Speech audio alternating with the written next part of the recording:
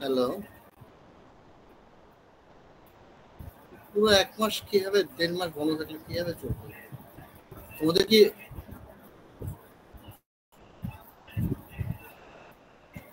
তোমাদের সিলেবাসের কি অবস্থা?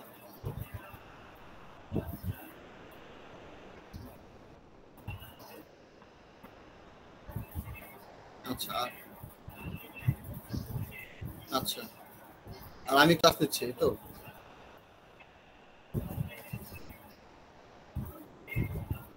আফরোজা মিস তোমাদের কোনো ক্লাস নেয়?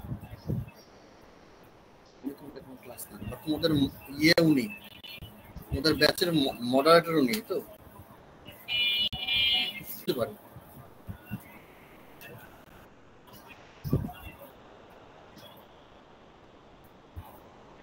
সেপ্টেম্বরের ফার্স্ট উইক যদি হয় তাহলে আমাদের সময় তো নাই। আজকে অলরেডি তোমার ১২ তারিখ। তো এই উইকে যদি ক্লাস শুরু না হয় তাহলে সমস্যা। তোমরা ডিপার্টমেন্টের হেডকে চেয়ারম্যান স্যারকে কিছু বলতেছো না কেন?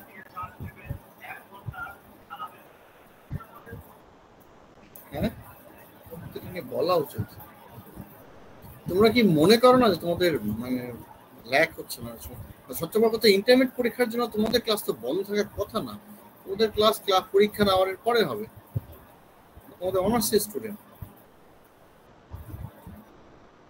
তোমরা তো অ্যাটলিস্ট ক্লাস তো নিতে পারো। ইন্টারমিডিয়েট মানে সপ্তাহে ২ দিন অ্যাটলিস্ট তোমাদের তো ক্লাস হওয়া উচিত। কোনো পরীক্ষার মাঝখানে গ্যাপ থাকে,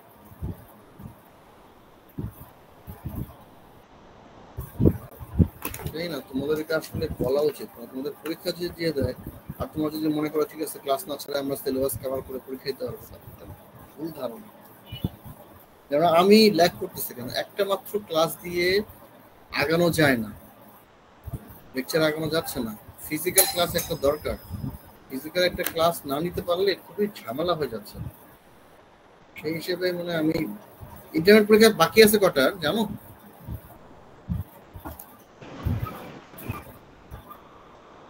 হ্যালো, বললাম ইন্টারনেট পরীক্ষা বাকি আছে কয়টা? আচ্ছা ঠিক আছে, এখন দেখার দরকার নেই। ১ ২ ৩ ৪ ৫ ৬ ৭ ৮ জন জয়েন করছে। ঠিক আছে, মেজরিটি হচ্ছে আমাদের female students. Thank you for joining everyone.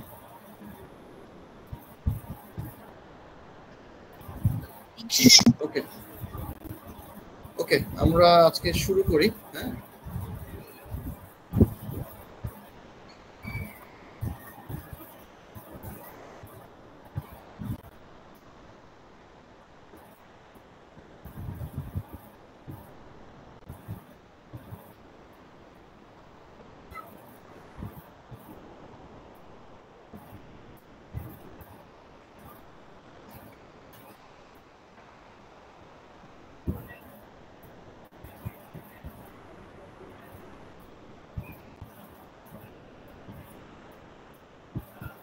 দেখা যাচ্ছে আমার স্ক্রিন? স্যার দেখা ঠিক যাচ্ছে। আছে, ঠিক আছে। আমরা গতদিন যেখানে শেষ করছিলাম আমরা সেখান থেকে আবার আজকে শুরু করব।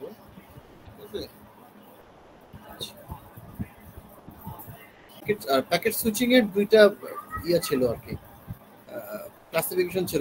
ডেটা যাবে একটা কি বলে নির্দিষ্ট ইয়েতে, তোমার কি বলে যেখানে দেখাচ্ছে ডেটাগ্রামে, যেটা হচ্ছে সে যে কোনো একটা নির্দিষ্ট পাথ দিয়ে বা যে পাথটা অ্যাভেলেবেল থাকবে সেদিক দিয়ে প্যাকেটগুলো ইন্ডিভিজুয়াল কন্টেন্ট হিসেবে একটা থেকে একটা ভাগ করবে এবং শেষে যায় এক জায়গায় মিলিত হবে। এই ছবিটা দেখলে পরিষ্কার বোঝা যাবে, ঠিক না? যে প্যাকেট নাম্বার 1 2 3 যাত্রা শুরু করছে, 1 2 এর যে রুটে চলে গেছে, 3 কিন্তু সেই রুটে আর যায়নি, সে অন্য রুটটা অ্যাভেলেবেল পাইছে, সেই রুটে সে চলে গেছে। ফাইনালি যে ডেস্টিনেশনে যায় তিনটা প্যাকেট আবার এক জায়গায় হচ্ছে। এটা হচ্ছে ডাটাগ্রাম। ইন্ডিভিজুয়াল প্যাকেটগুলো ইন্ডিভিজুয়াল এন্টিটি হিসেবে সেন্ডার থেকে রিসিভার পর্যন্ত পৌঁছে যায়। ঠিক আছে, এবার মাঝখানে যে অ্যাভেলেবল পাথ থাকে সেই চ্যানেল থাকে, সেই পাথটা চ্যানেলটা ধরে সে আগায়। আচ্ছা, আর ভার্চুয়ালি হচ্ছে যে একটা ফিক্স পাথ থাকবে, আগে থেকে প্রিডিফাইন্ড পাথ থাকবে, আগে থেকে সে সিদ্ধান্ত নিয়ে নেবে যে কোন পাথটা অনুসরণ করে তারা সামনের দিকে আগাবে, সেই পাথটা দিয়ে সে তারা ট্রান্সমিট করবে, অন্য কোনো পাথে তারা যাবে না। ঠিক আছে, এটাই হচ্ছে প্যাকেট সুইচিং এর দুটো বড় বড় মানে টেকনিক। একটা হচ্ছে ডেটাগ্রাম, একটা হচ্ছে ভার্চুয়াল সার্কিট। ঠিক আছে। আর প্যাকেট সাইজের প্যাকেট ট্রান্সমিশনটা কিভাবে হয় ওইটার কোনটা ছোট ছোট প্যাকেটে ভাগ করে, যদি সিঙ্গেল প্যাকেট হয় পুরো ডাটাটাকে যদি একটা প্যাকেট হিসেবে ট্রান্সমিট করা হয় সেটা কিভাবে যাবে, আর যদি দুইটা প্যাকেট বা মাল্টিপল প্যাকেট ভাগ করা সেক্ষেত্রে সোর্স থেকে ডেস্টিনেশন পর্যন্ত কিভাবে পৌঁছাবে সেটার একটা ডায়াগ্রাম আমরা এইখানে দেখছিলাম কত ক্লাসের পর। তারপর সার্কিট সুইচিং প্যাকেট সুইচিং এর মধ্যে আমরা একটা পার্থক্য দেখছিলাম এবং আমি বলছিলাম যে তোমাদের বইয়ে পার্থক্যটা দেওয়া আছে, আমি একটু তোমাদেরকে দেখাই, তোমরা সেটা ফলো করতে পারো।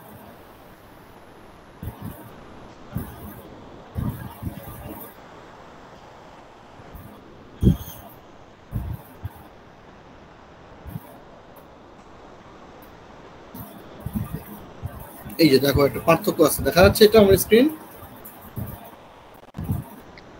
এটা ডেটাগ্রাম, এটা ডেটাগ্রাম আর ভার্চুয়াল সার্কিটের মধ্যে একটা ডিফারেন্স আছে এখানে। আর এর আগে একটা পার্থক্য আছে প্যাকেট সুইচিং আর সার্কিট সুইচিং এর মধ্যে।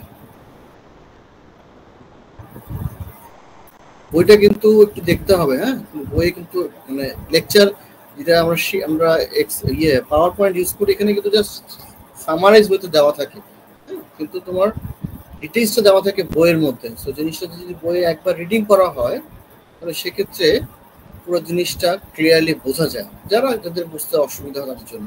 আর যারা ওই পাওয়ার পয়েন্ট দেখে পয়েন্ট ধরে বুঝতে পারবে, লেকচার মনে রাখতে হবে, তাদের জন্য তোমার অসুবিধা নেই, তারা রিকল করে ফেলতে হবে। ঠিক আছে, আচ্ছা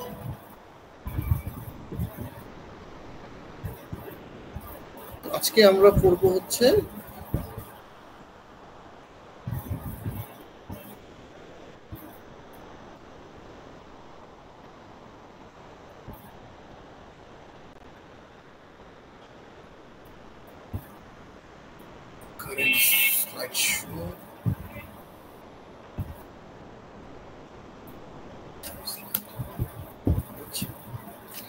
এটা একটা হচ্ছে সার্কিট সুইচিং এর যে দুইটা আছে ভার্চুয়াল সার্কিট প্যাকেট সুইচিং আর ডেটাগ্রাম কিভাবে যায় সেটা একটা ভিউ। এটা অলরেডি আমরা গত ক্লাসে বুঝছি, এটা আরেকটা পিকচুয়াল ভিউ আর কি, কিভাবে প্যাকেটগুলো ট্রান্সমিট হয় সেটা একটা ভিউ। আচ্ছা, এরপরে আসি হচ্ছে X.2.5, এটা হচ্ছে ITU-T স্ট্যান্ডার্ড একটা interface between host packet and switch network. মানে আমরা যে নেটওয়ার্কের মধ্যে আমাদের টার্মিনাল বা তোমার কি বললে স্টেশন নিয়ে যে কানেক্টেড, সেই স্টেশনের মধ্যে কমিউনিকেশনের জন্য অবশ্যই একটা ইন্টারফেস থাকে এবং ওই ইন্টারফেসটাকেই আমরা ডিফাইন করি হচ্ছে X.25। এটা নরমালি লাগে হচ্ছে প্যাকেট সুইচ নেটওয়ার্কে সার্কিট। ঠিক আছে, এটা মেইনলি ইউজ হয় হচ্ছে তোমার প্যাকেট সুইচিং নেটওয়ার্কের জন্য মেইনলি ইউজ হয় এবং এটার স্ট্যান্ডার্ডটা ফিক্স করা থাকে আসলে ইন্টারফেস এন্ডে, যেখানে আমার স্টেশনটা নেটওয়ার্কের সঙ্গে কানেক্টেড হচ্ছে সেই পয়েন্টে যায় এই স্ট্যান্ডার্ডটা বা এই প্রোটোকলটা আমরা ইউজ করে থাকি। ঠিক আছে, এটা ডিফাইন করে তিনটা লেয়ারে, সেটা কি কি, একটা হচ্ছে ফিজিক্যাল লেয়ার, ঠিক আছে, লিংক লেয়ার, আর একটা হচ্ছে প্যাকেট লেয়ার। আমরা মোটামুটি আমাদের মনে আছে এই তিনটা লেয়ার কিন্তু অ্যাকচুয়ালি তোমার আমরা যে পড়ছি ওএসএল লেয়ারের যে তোমার হচ্ছে শেষের দিকে তিনটা লেয়ার, ওই তিনটা লেয়ার কি এই প্রোটোকলটা রিপ্রেজেন্ট করে। ঠিক আছে, ফিজিক্যাল লেভেল, লিংক লেভেল আর প্যাকেট লেভেল। আচ্ছা, ফিজিক্যাল লেভেল কি কাজ করে? ফিজিক্যাল লেভেলে হচ্ছে আমাদের স্টেশনটা ফিজিক্যালি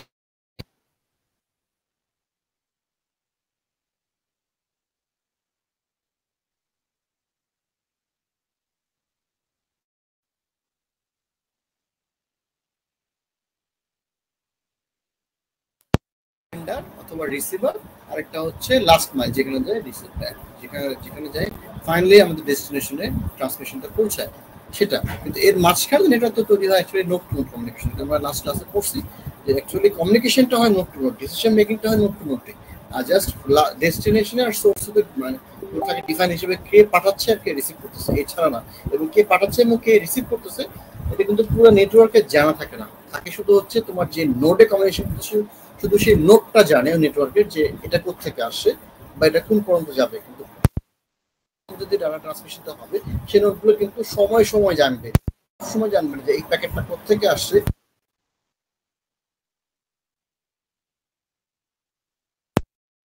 মাঝখানে যাবে তখন ওর কাছে কমিউনিকেশনটা যাবে তখনই, এছাড়া সে জানবে না। কিন্তু ইনিশিয়াল যে নোডটা যেটা আমার স্টেশনের সঙ্গে জড়িত, লাস্ট মাইল বা যেখান থেকে সেন্ড করতেছে সেই সাথে জড়িত, শুধু সেই এন্ডটাই ডিটেইলস ইনফরমেশন যাবে যেটা সোর্স করতে এবং ডেস্টিনেশন করতে।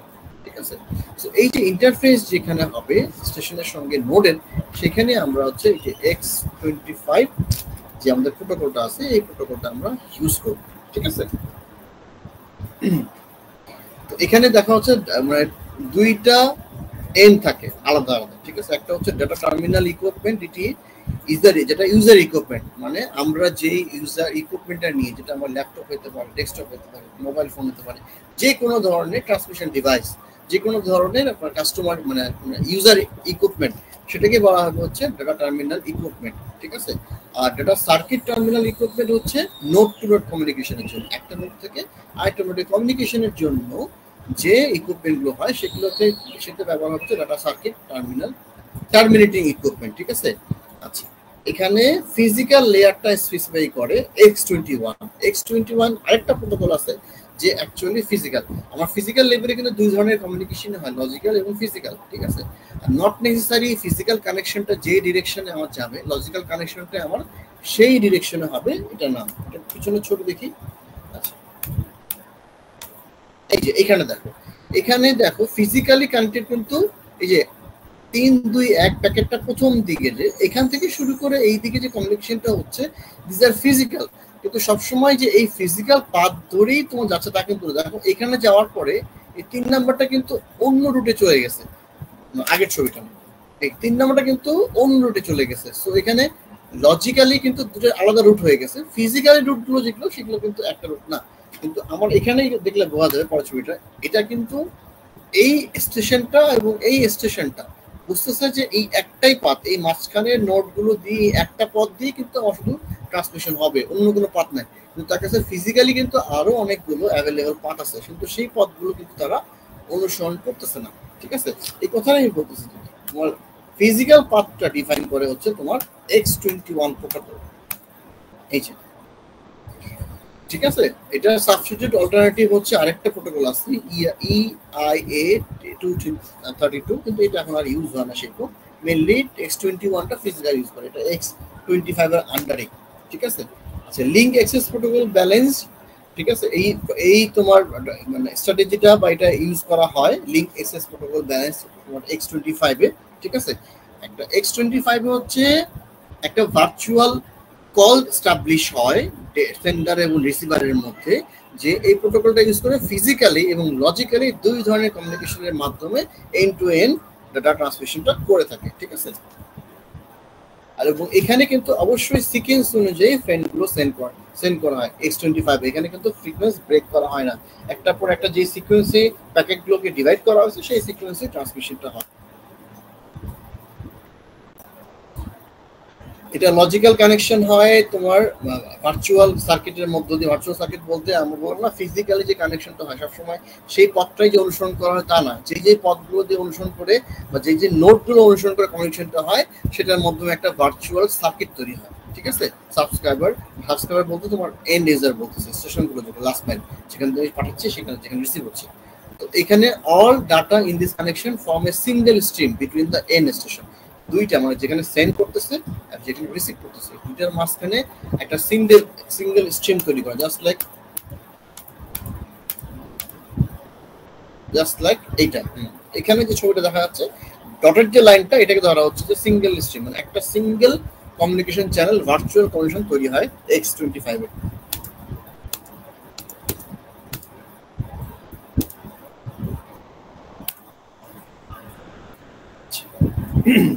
অবশ্যই রিলায়েবল একটা ডাটা ট্রান্সফার হয়। আর সেন্ডিং এর সিকোয়েন্সে বললাম আর কি। আচ্ছা, establish on demand term external virtual circuit. এখানে এস্টাবলিশ অন ডিমান্ড হচ্ছে সবসময় এই চ্যানেলটা এস্টাবলিশ হয়ে থাকে না। আমাদের সার্কিট সুইচিং এ যেমন একটা ডেডিকেটেড চ্যানেল থাকে, যতক্ষণ পর্যন্ত না চ্যানেল কমিউনিকেশনটা টার্মিনেট করা ততক্ষণ পর্যন্ত তোমার কি বলে এই কমিউনিকেশন চ্যানেলটা ওই সেন্ডার আর রিসিভারের মাঝখানে অ্যালোকেট হয়ে থাকে, যার কারণে অন্য কেউ রিকোয়েস্ট করতে পারে না বা রিকোয়েস্ট করলে চ্যানেলটাকে বিজি পাওয়া যায়। কিন্তু তোমার এখানে যেটা হয়েছে, এখানে হচ্ছে এস্টাবলিশড অন ডিমান্ডে, যখন দরকার তখন, যখন দরকার নেই তখন কিন্তু এই কমিউনিকেশনটা টার্মিনেট হয়, because it's a virtual communication, virtual channel, যার কারণে যখন ডিমান্ড হয় তখনই সেটা এস্টাবলিশ হয়, আর যখন ডিমান্ড শেষ হয়ে যায় এটা টার্মিনেট হয়ে যায়, ঠিক আছে। এখানে দেখো একটা ভিউ পাওয়া যাবে ভার্চুয়াল সার্কিটসের, এরকম এই স্টেশনটা তোমার স্ট্রেট যে লাইন আছে এ বি সি ডি, এগুলো দেখো নেটওয়ার্কের সঙ্গে একটা স্ট্রেট লাইন দিয়ে কানেক্টেড, এটা হচ্ছে ফিজিক্যাল কানেকশন। আর এর মাঝখানে যে ডটেড লাইন গুলো আছে এটা হচ্ছে তোমার বা ড্যাশ লাইন, এটি হচ্ছে লজিক্যাল কানেকশন। দেখো এ কানেক্টেড হচ্ছে সি এর সঙ্গে, বি কানেক্টেড হচ্ছে সি এর সঙ্গে, বি কানেক্টেড হচ্ছে ডি এর সঙ্গে, কিন্তু ফিজিক্যালি কিন্তু ডিরেক্টলি এদের সঙ্গে সরাসরি কমিউনিকেশন নাই, বি থেকে ডি তে সরাসরি কমিউনিকেশন নাই। এখানে ইন্টারমিডিয়েট অনেকগুলো নোড আছে যেগুলোর সঙ্গে নোড টু কমিউনিকেশনের মাধ্যমে এক পর্যন্ত তোমার রিসিভ সেন্টার থেকে রিসিভার পর্যন্ত ডাটা ট্রান্সমিশন স্টাবলিশ হয় এবং কমিউনিকেশনটা কমপ্লিট হয়।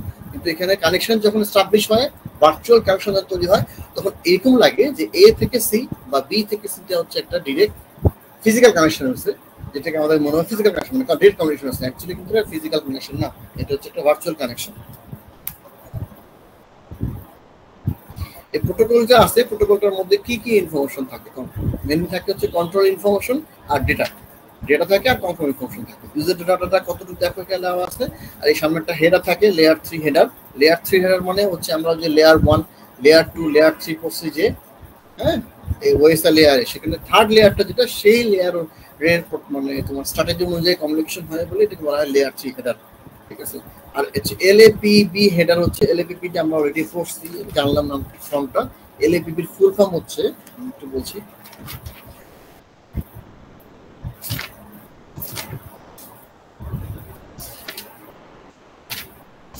এখানে আমরা দেখলাম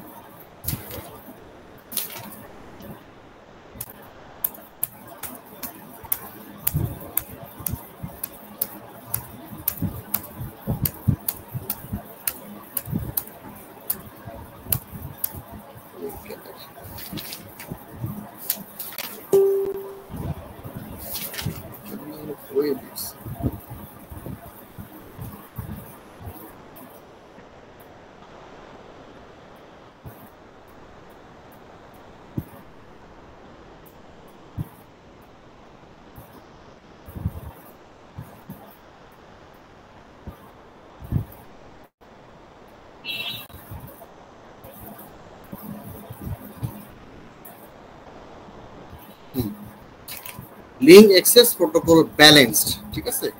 এটা হচ্ছে the link level standard is, আচ্ছা এটাকে বলা হচ্ছে যে একটা স্ট্যান্ডার্ড প্রোটোকল, যেটা যেটা তোমার হচ্ছে নরমালি তোমার যে ভার্চুয়াল কমিউনিকেশনের মাধ্যমে যে এন্ড টু এন্ড কমিউনিকেশনটা হচ্ছে, সেটার মধ্যে যে তোমার লজিক্যাল বা ভার্চুয়াল যে পাথটা অ্যাভেলেবেল হয়, সেই পাথটা ব্যালেন্সিং করার জন্য, পাথটা কমিউনিকেশনটাকে ব্যালেন্সিং করার জন্য এই এলএপিবি এটা ইউজ করা হয়, ঠিক আছে। এলএপিবি এই প্রোটোকলটা ইউজ করা হয়।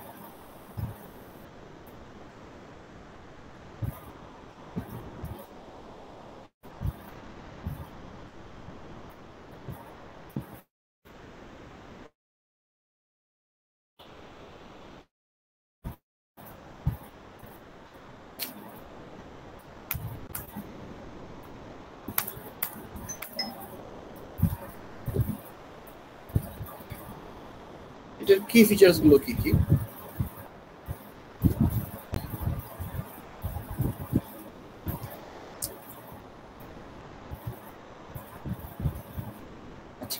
এখানে যেটা আছে ফ্লো কন্ট্রোল আছে এবং এরর কন্ট্রোল, এই দুইটা ফাংশন এই ফিচারটা হোল্ড করে, ঠিক আছে।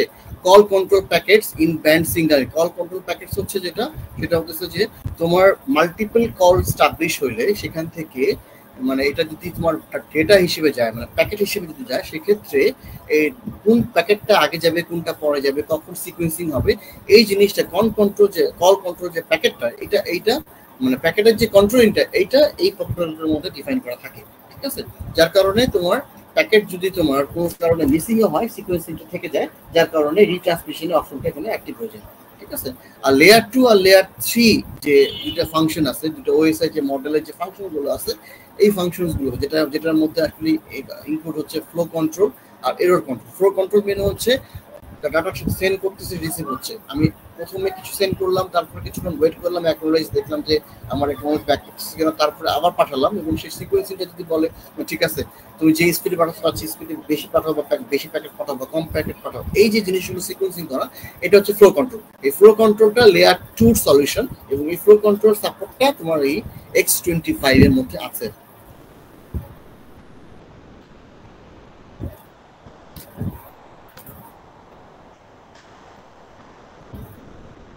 এটা গেল হচ্ছে X25। তাহলে X25 এর মোটামুটি যে সামারিটা আমরা পাইলাম সেটা হচ্ছে যে এটা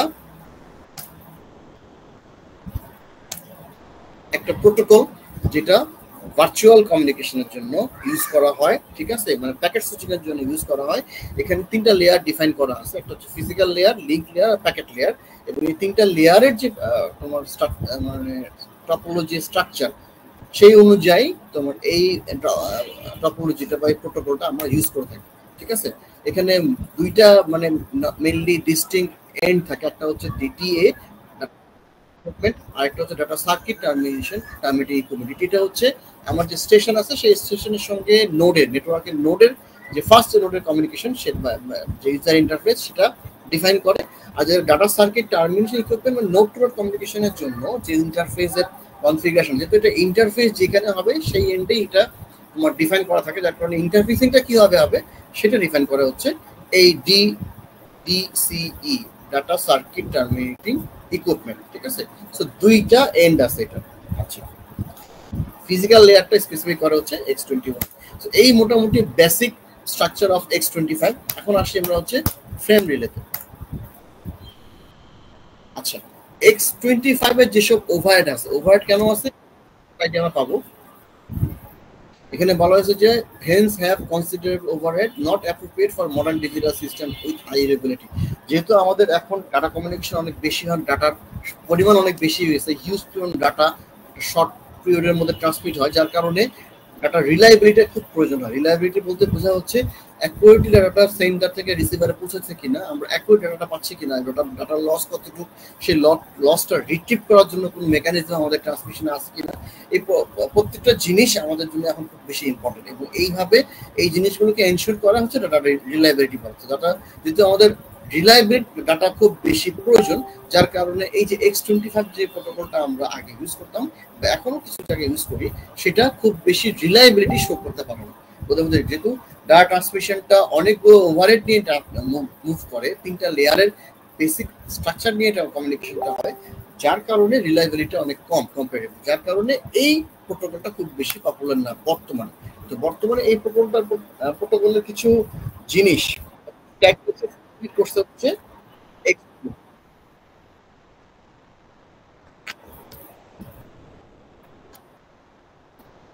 এটা একটু চেঞ্জ করতে হবে আমাদের মনে হয়, কারণ হচ্ছে সব সময় আমি মনে হয় তোমাদের কন্ট্রোলটা আরো একজনের কাছে দেওয়া উচিত।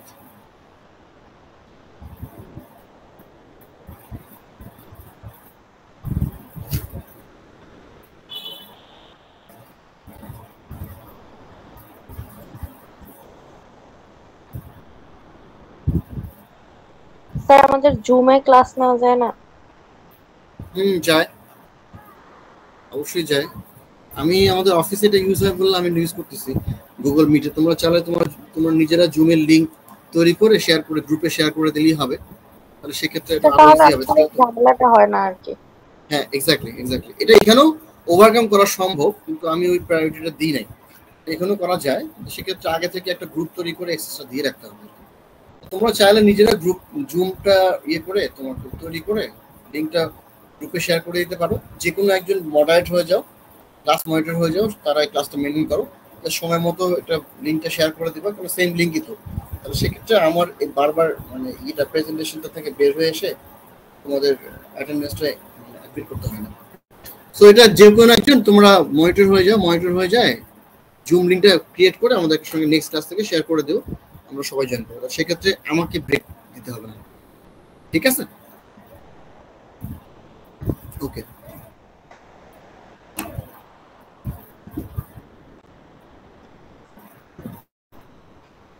সিদ্দিক আসে ক্লাসে?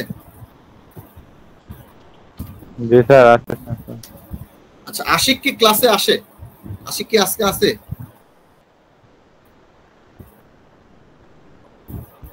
আচ্ছা, ও তো ঢাকায় আছে।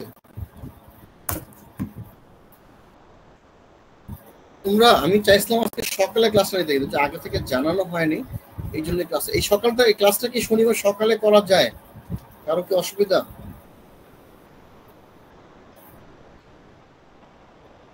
তারপরে তোমার নিজের একটু আলোচনা করে আমাকে তাহলে কনফার্ম করো, তাহলে নেক্সট উইক থেকে আমরা শনিবার সকালে ক্লাস করবো। আমি আশা করতেছি হয়তো আগামী থার্সডে আমরা ফিজিক্যাল ক্লাস করতে পারবো। I don't know what's the routine. যদি থাকে তাহলে খুব ভালো হয়। যদি এরকম হয় যে ওই দিন কোনো ইয়ে নাই, পরীক্ষা নাই, বাট কলেজে ক্লাস হচ্ছে না, সেক্ষেত্রে তোমরা বললে আমি চেয়ারম্যান স্যারের সাথে কথা বলে আমি অনসাইট ক্লাসটা রিজিউম করতে পারি। অনসাইট ক্লাসটা খুব ইম্পর্টেন্ট। ফিজিক্যালি সামনাসামনি কথা না বললে তোমাদের রেসপন্সটা বোঝা যাচ্ছে না, তোমরা আসলে কতটা কি ক্যাচ করতে পারছো। তোমরা এখানে থেকে কোশ্চেনও করো না দেখি, ক্লাসে হলে তোমরা কোশ্চেন করতাম।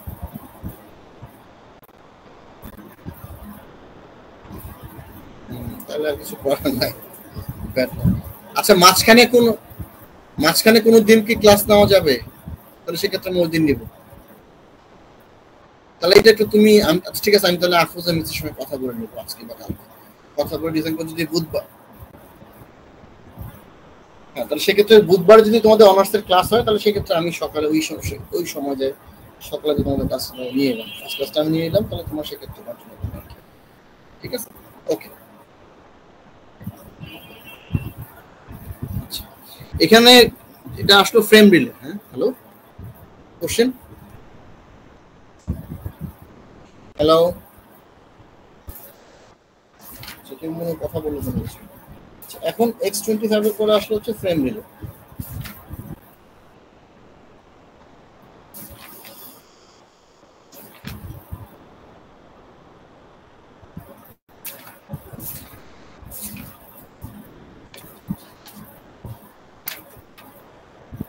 ফ্রেম রিলে ব্যাপারটা কি? ফ্রেম রিলেটা হচ্ছে design two eliminate most X25 overhead X25 এর যে ডিফিকাল্টি ছিল, যে ওভারহেড গুলো ছিল, সেগুলো কিছু এলিমিনেশন হয়েছে হচ্ছে ফ্রেম রিলেতে।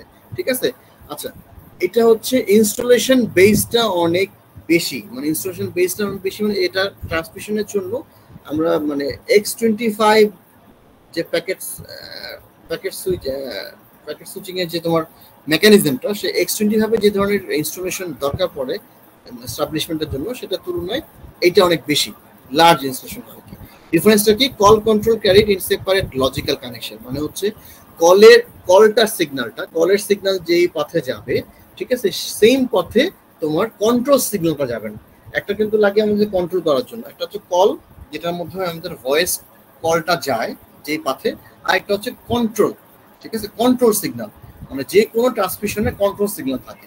সো এটা সবসময় নট নেসেসারি যেই পথে কলটা ট্রান্সমিট হচ্ছে, ভয়েস কলটা যেই পথে যাচ্ছে সেই পথে যে কন্ট্রোল সিগন্যাল যাবে তা সবসময় হয় না। ঠিক আছে, এটা অনেক সময় সেপারেটলি হয়, কিন্তু এইখানে ফ্রেম রিলেতে এটা সবসময় সেপারেট লজিক্যাল কানেকশন দিয়ে যাবে। ঠিক আছে, multiplexing switching at layer 2, multiplexing এর ফাংশনটা আর সুইচিং এর ফাংশনটা হচ্ছে লেয়ার 2 তে। আচ্ছা, hop by hop error on flow control, মানে এখানে যেটা কোনো হোপ বাই হোপ ইরোর বা ফ্লো কন্ট্রোল থাকে না। আগে যেমন ছিল আমরা যে X25 hope to hope, sorry মানে তোমার এখানে আসি হচ্ছে লেয়ার 2 তে ফ্লো কন্ট্রোল আর ইরোর কন্ট্রোল দুটাই এখানে ছিল, কিন্তু এখানে হচ্ছে কি হোপ টু হোপ কোনো ফ্লো কন্ট্রোল থাকে না। টোটাল হয়তো পুরো সিস্টেমের মধ্যে ট্রান্সমিশন পাথের মধ্যে একটা ফ্লো কন্ট্রোল মেকানিজম থাকে সিঙ্গেল, কিন্তু হোপ বাই হোপ মানে এ থেকে বি, বি থেকে সি, এ থেকে বি এর জন্য ফ্লো কন্ট্রোল, তারপর এরর কন্ট্রোল, বি থেকে, এটা যেমন ওভারহেড তৈরি করে। তোমার কি করে প্রত্যেকটা জায়গায় চেকিং হলে, আমরা যদি কোনো একটা ফিজিক্যাল রিয়েল লাইফ সিনারিও দেখি, যে তুমি একটা কোনো জায়গায় যাচ্ছ, মনে করো এয়ারপোর্টে আমাদের বিভিন্ন জায়গায় চেকিং হয় না? এই চেকিং এর কারণে কিন্তু আমাদের অনেক সময় লাগে। এয়ারপোর্টে যদি কেউ যেয়ে থাকো, তাহলে আমাদের কোনো জায়গায় যদি যাওয়ার ফ্লাইট থাকে, মনে করো সকাল 10টায়, আমাকে সকাল 8টার মধ্যে এয়ারপোর্টে ঢুকতে হবে, কেন প্রথমে আমাকে লাগেজ দিতে হবে, একটা চেকিং হবে, তারপরে ওখান থেকে আরেকটা আমার ইমিগ্রেশন হবে, ইমিগ্রেশনের পরে আমার আবার প্লেনে ওঠার আগে একটা বোর্ডিং চেকিং হবে, অনেক জায়গায় চেকিং হয়, যার কারণে কি হয় সময়টা বেশি লাগে, কারণ আমার কমিউনিকেশনটা অনেক লেট হয়। ঠিক আছে, এই একই কথাটা এখানে প্রযোজ্য। যদি ফ্লো কন্ট্রোল বা ইরর কন্ট্রোলটা যদি প্রত্যেকটা হবে, মানে এ থেকে বি তে ডাটা যাবে, এটার জন্য একটা error control flow control mechanism থাকলো, ওভারহেড থাকলো, তোমার প্রোটোকলের মধ্যে ডিফাইন করা যে চেকিংটা হবে, তারপরে বি থেকে সিতে যাবে, ওখানে একটা প্রবলেম থাকলো, তাহলে সেক্ষেত্রে হবে কি তোমার ওভারহেডটা বেশি লেগে যাবে, ট্রান্সমিশনের সময়টা বেশি হবে, ডিলেটা হবে বেশি। ঠিক আছে, এইটা হোপ টু হোপে যে করতে হবে, এইটা ফ্রেম রিলেতে আর থাকে না। ঠিক আছে, তাহলে সেক্ষেত্রে end to end flow and control থাকে ইউজ করা যাবে। এন্ড টু এন্ড মানে যেখানে শুরু আর যেখানে শেষ, এই দুটো জায়গায় শুধু মানে তোমার এরর কন্ট্রোলটা থাকে না, ফ্লো কন্ট্রোল থাকে, আদারওয়াইজ ইন বিটুইন নোডগুলোতে বা হোপগুলোতে এই জিনিসটা থাকে না। ঠিক আছে, single user data frame is sent from source to destination and higher layer acknowledgement sent back, ঠিক আছে। Single is data frame is sent, মানে পুরো ডাটাটাকে একটা ফ্রেমে কনভার্ট করে, একটা সিঙ্গেল ইউজার ফ্রেমে কনভার্ট করে সেন্ড করা হয় সোর্স থেকে ডেস্টিনেশনে, এবং অ্যাকনোলেজমেন্টটা রিপ্লাই করা, যার কারণে সময়টা কম লাগে। এখন যদি আমি যদি অনেক বড় ডাটাকে যদি ছোট ছোট ফ্রেমে ভাগ করে পাঠাই, তাহলে সেক্ষেত্রে হবে কি প্রত্যেকটা ফ্রেম রিসিভ হওয়ার পরে একটা অ্যাকনোলেজমেন্ট সিগন্যাল আমাকে সেন্ড ব্যাক করতে হবে। তাহলে আমি একটা পাঠাবো, ওটা রিসিভ হবে, রিসিভ হওয়ার পরে তারপরে অ্যাকনোলেজ পাঠাবে, তারপরে যাবে, যার কারণে অনেক বেশি সময় লাগে। ফ্রেম রিলেতে হয় পুরো ডাটাটাকে একবারে একটা বড় ফ্রেমে কনভার্ট করে সেটাকে একসঙ্গে সেন্ড করে দেওয়া হয়, যার কারণে অ্যাকনোলেজমেন্ট সিগন্যালটাও একবারই আসে, যার কারণে ট্রান্সমিশন ডিলেটা অনেক কম হয়, ঠিক আছে।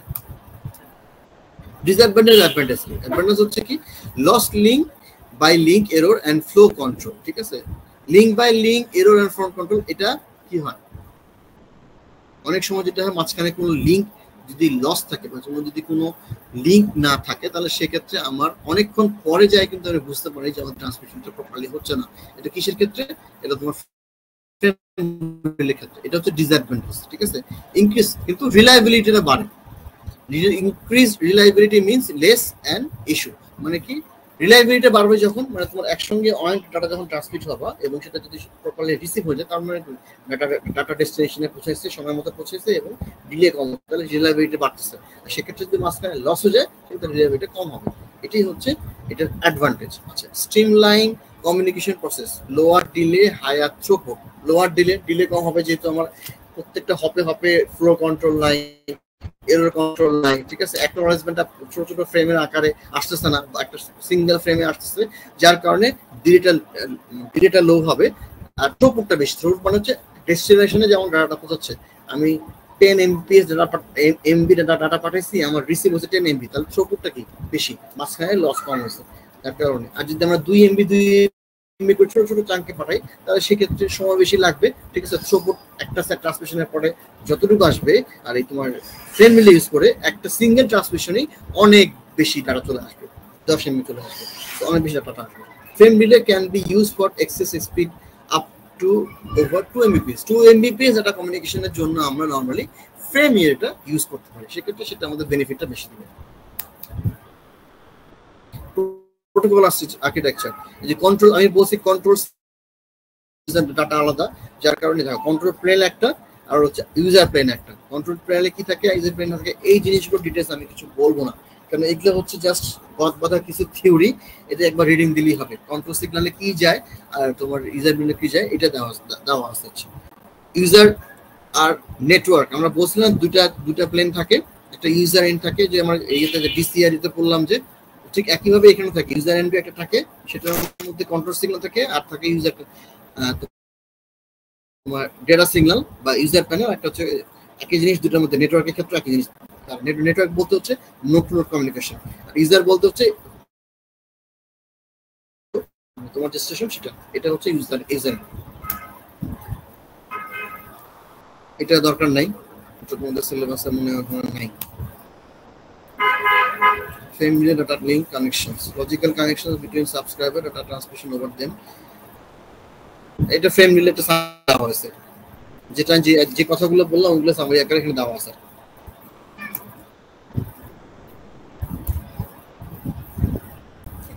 এটাই মোটামুটি এই চ্যাপ্টারের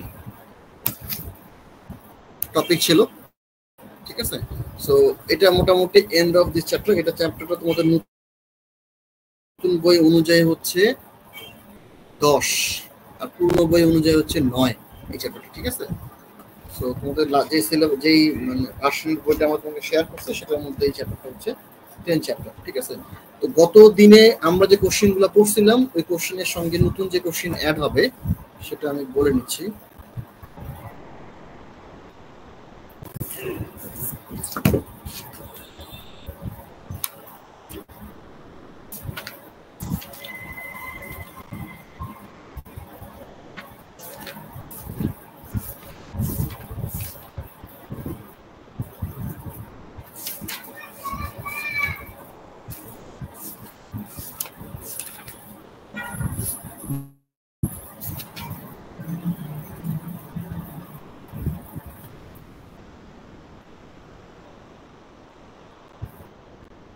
হোয়াটসঅ্যাপে দিয়ে দিই নাকি, না এখানে দিব কোশ্চেন? স্যার হোয়াটসঅ্যাপে দেন। হোয়াটসঅ্যাপে দিলে ভালো। আচ্ছা ঠিক আছে, হোয়াটসঅ্যাপে দিতে।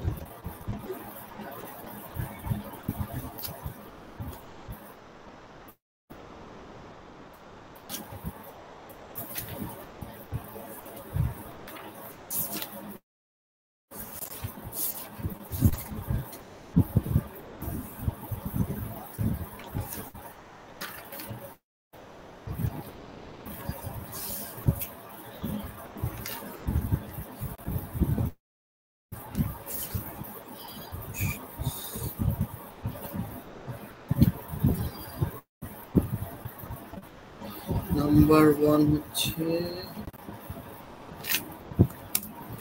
what is x.25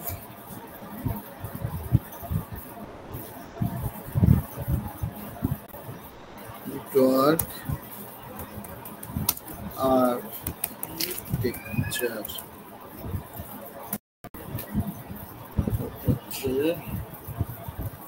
What is frame relay architecture?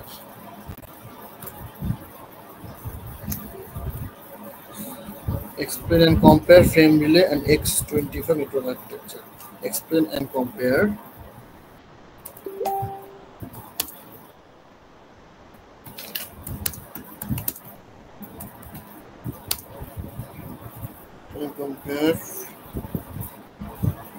X.25 and frame relay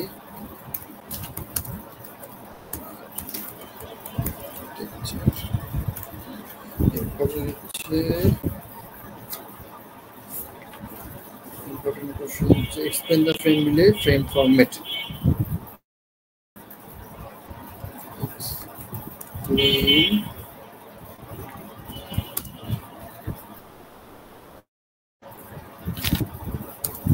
the frame relay frame format.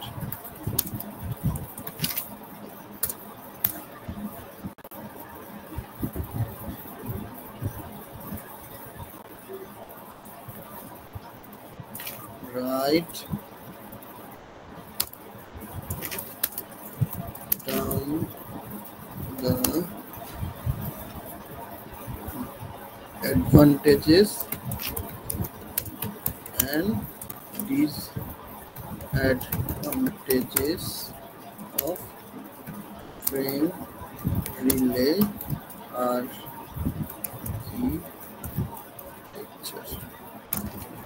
ঠিক আছে, এই মোটামুটি কোশ্চেন এই অধ্যায় থেকে। সো নেক্সট আমরা এটিএম শুরু করছিলাম, অ্যাসিঙ্ক্রোনাস ট্রান্সমিশন নেটওয়ার্ক। ওইটা যেহেতু এই টার্মসগুলো ওখানে দরকার ছিল, যার কারণে এটা আমি একটু পড়ায় ফেললাম। আমরা এটিএম এর ফার্দার যে করছি, এরপর থেকে নেক্সট ক্লাসে আমরা এটিএম এর ফার্দার প্যাকেট সুইচিং আর সার্কিট সুইচিং এর কম্পারিজনটা লাস্ট ক্লাসে বলছি। এটা কিন্তু খুব ইম্পর্টেন্ট একটা কোশ্চেন, এটা ভালো করে পড়বে। এবং প্যাকেট সুইচিং আর সার্কিট সুইচিং জিনিসটা ভালো করে মাথায় রাখতে হবে। এটা তোমাদের এখানে পড়াশোনায় বলো বা রিয়েল লাইফে বলো, ট্রান্সমিশনে থাকলে যদি কেউ আইটি সেকশনে যদি কেউ যাও, ডেফিনেটলি এই ট্রান্সমিশন এই জিনিসগুলো ইম্পর্টেন্ট। ঠিক আছে, আমরা নেক্সট দিন এটিএম এর ফার্দার পড়াশোনা করবো। ঠিক আছে, এটাই আজকের লেকচার নিয়ে কোনো কোশ্চেন? No sir. কোশ্চেন নাই, তার মানে কি কিছু বুঝো নাই?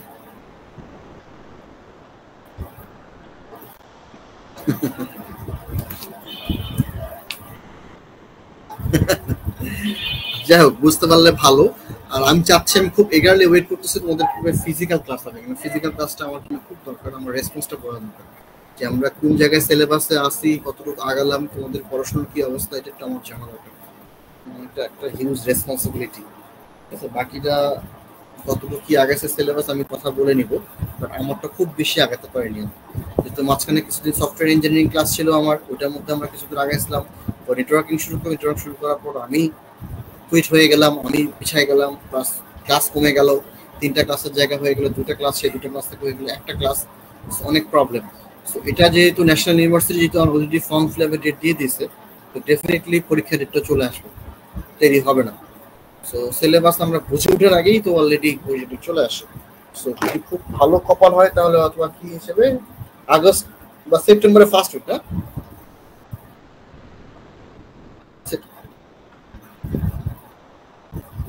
ঠিক আছে ধরে নিচ্ছি আমরা আমাদের হাতে সময় আছে কমপ্লিটলি 1 মাস। 1 মাস আমরা ক্লাস করার সুযোগ পাবো ধরে নিই।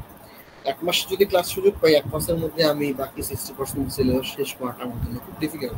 সেক্ষেত্রে যদি একটা মাত্র ক্লাস আরো কিছুদিন কন্টিনিউ হয়, এটা ডিফিকাল্ট হয়ে যায়। তো আমি দেখি আফরোজা মিসের সঙ্গে কথা বলে দেখবো কাউকে, যদি উনি অ্যালাউ করে, চেয়ারম্যান স্যার যদি অ্যালাউ করে, তাহলে আমি চেষ্টা করবো বুধবারে তোমাদের সকালে একটা ক্লাস নেবো, ঠিক আছে? সেম টাইমিং থাকবে সেক্ষেত্রে সকাল 8টাতেই। সেক্ষেত্রে আমি একটু কথা বলে নিতে পারবো, ঠিক আছে? ঠিক আছে, ওকে। তো আমি আজকের যে ক্লাসটা করালাম এইটার যে পুরো মানে তোমার পিডিএফ তো না, সরি, পাওয়ার পয়েন্ট আমি শেয়ার করে দিচ্ছি, এখানে পয়েন্ট আকারে সবগুলো আছে। বাট আমি সবসময় বলবো যে বই থেকে নোট করতে, যে পয়েন্টগুলো আমি বুঝছি সেই টপিকগুলো যদি বইতে পারো, আমি 100% কনফার্ম বই পড়লে বুঝতে পারবো আরো বেশি ক্লিয়ারলি। কারণ এখানে পয়েন্ট চকআউট করা হচ্ছে কি কি পয়েন্ট, ডিটেলসটা কিন্তু এখানে বোঝানো হয়নি তোমার ইয়ের মধ্যে। আর আমার যে লেকচারটা সেটা হয়তো বা অতটা তোমাদের কাছে ইয়ে যাচ্ছে না, কারণ যেহেতু আমি রিমোট ক্লাস দিচ্ছি, রিমোট ক্লাসে আসলে রেসপন্সটা বোঝা যাচ্ছে না। তোমার যদি কেউ কোশ্চেন করতা, তাহলে সেক্ষেত্রে ওই পয়েন্টের মধ্যে আমি একটু দেখতে যেতাম, যেহেতু তোমরা কোনো কোশ্চেনই করতেছো না। সো আমি আসলে শিওর না যে আমি যতটুকু লেকচার দিচ্ছি ততটুকু মানে সাফিসিয়েন্ট কিনা। সো এই যে যেহেতু এখন একটা ক্রিটিক্যাল সময় যাচ্ছে, এই জন্য হচ্ছে বেস্ট হচ্ছে বইয়ের সঙ্গে আমি যে টপিকটা পড়ালাম বা যে টপিকটা ধরলাম সেটা মিলানি একটু পড়ে নাও। একটু একবার রিডিং দেওয়া, মানে এটা বসে মুখস্থ করে পড়তে হবে না, জাস্ট রিডিং দেওয়া যে স্যার যে টপিকটা আজকে পড়ালো এটা কি, দেখে নাও। 10-15 মিনিট লাগবে, বেশি লাগবে না, তাহলে হবে কি মাথার মধ্যে ঢুকে যাবে, ঠিক আছে? ওকে, ঠিক আছে, থ্যাংক ইউ। অ্যাটেন্ডেন্সটা নিয়ে নাও আসিফ। ঠিক আছে, তো ঠিক আছে, থ্যাংক ইউ অল। আজকে একটু শর্ট হয়ে গেল কারণ আমার বেবিটা একটু অসুস্থ, যার কারণে আমি ক্লাসটা একটা করতে পারতাম না, যে চ্যাপ্টারটা শেষ হয়ে গেছে চ্যাপ্টারটা শুরু করলাম। নেক্সট ক্লাসে আমরা এটিএমটাকে কন্টিনিউ করব, ঠিক আছে? Okay, thank you, take care, bye. আসসালামু আলাইকুম স্যার। ওয়ালাইকুম আসসালাম। আসসালামু আলাইকুম।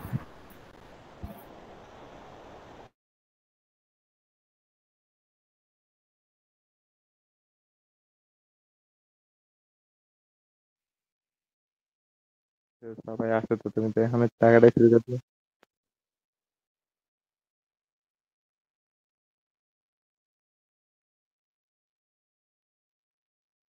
হ্যাঁ হ্যাঁ, কও। আমি চিনি না, তুমি ইয়ারে জিগাও, হোয়াটসঅ্যাপে মেসেজ দাও রে।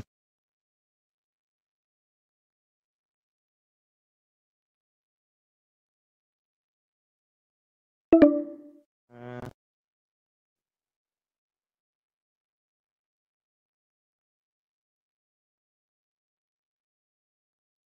জিগাও জিগাও।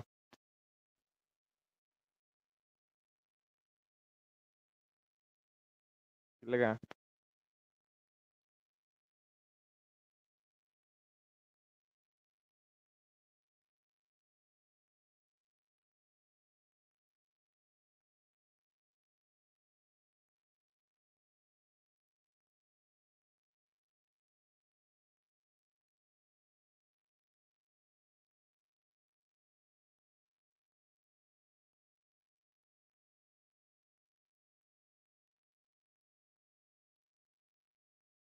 ডাইরেক্ট কলে দিয়ে লাইছ মিয়া। হ্যাঁ,